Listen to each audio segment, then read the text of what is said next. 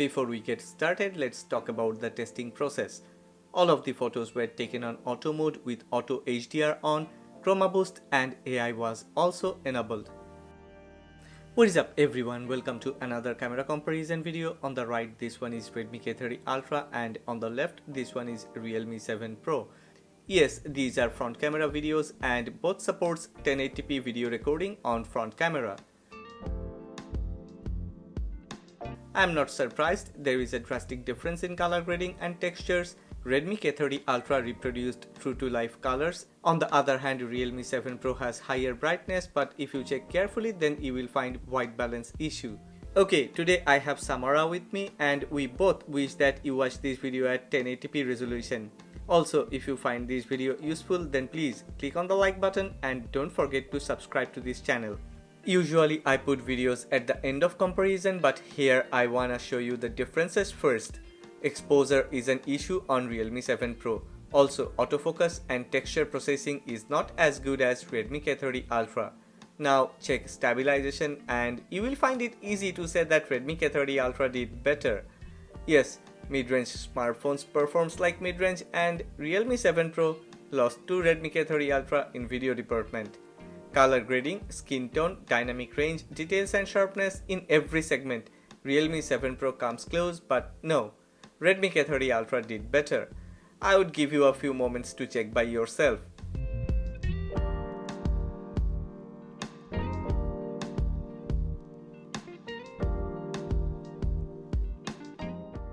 Most of the time, I found that ultra-wide shots are no different than those of the main sensor shots, especially in mid-range smartphones.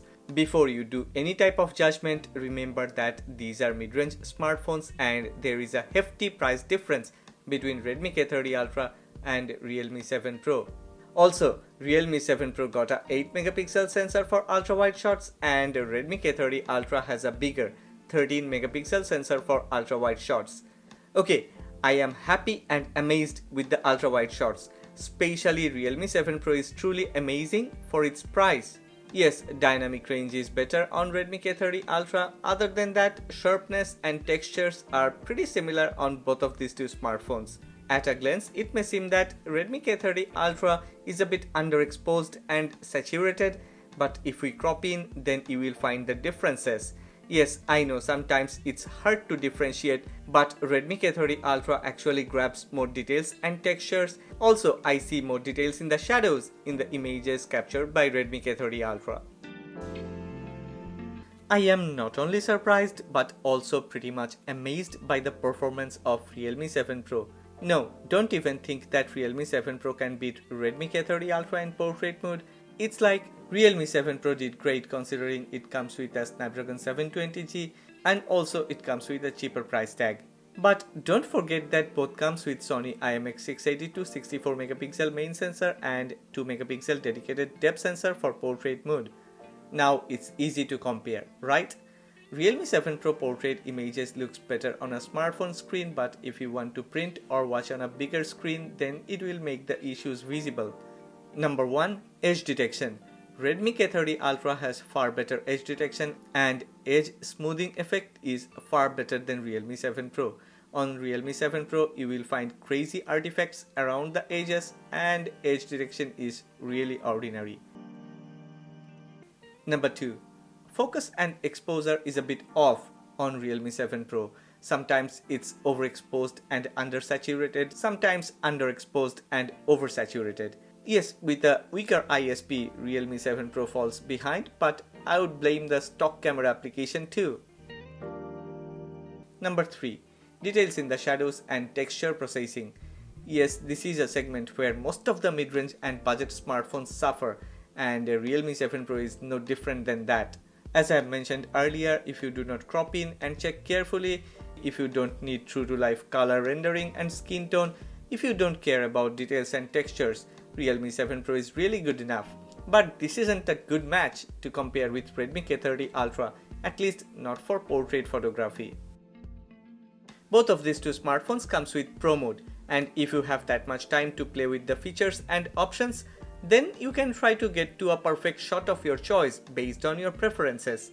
But once again, I took all the photos in auto mode because most of the general consumers, I mean average consumers, they use auto mode.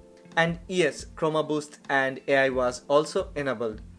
After checking hundreds of photos side by side, I found some differences, and the main differences are details, sharpness and dynamic range.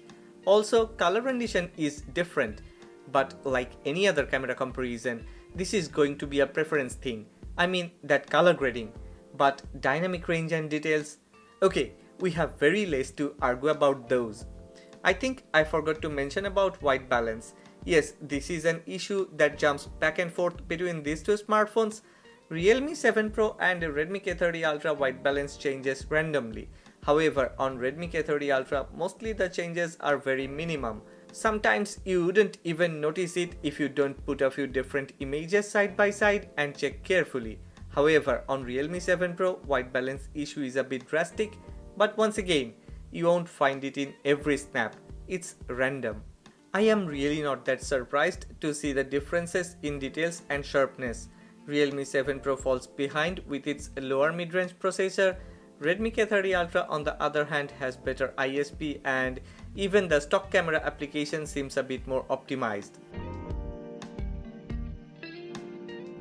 Yeah, stock camera application matters, and check this cropped in image. Check the structural details at the background, sky and clouds. Then check the skin of the model. Do you see the differences?